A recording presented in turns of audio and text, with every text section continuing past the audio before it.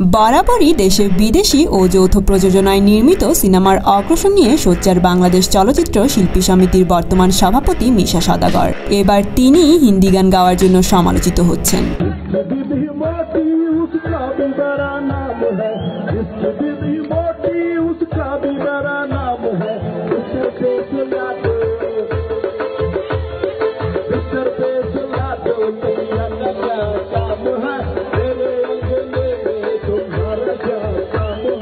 মিশা সওদাগরের হিন্দি গান গাওয়ার একটি ভিডিও সম্প্রতি শেয়ার করা হয় প্রিয়দর্শিনী অভিনেত্রী মৌসুমীর ফ্যান ক্লাব ফেসবুকের একটি পাবলিক গ্রুপ থেকে।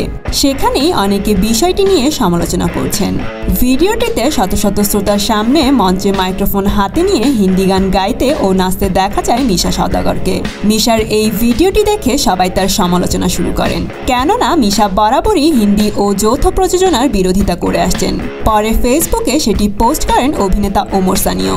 পরে অবশ্য পোস্টটি তিনি সরিয়ে নেন। তো বন্ধুরা, এই ব্যাপারটি নিয়ে আপনাদের কি মতামত কমেন্ট করে জানিয়ে দিন।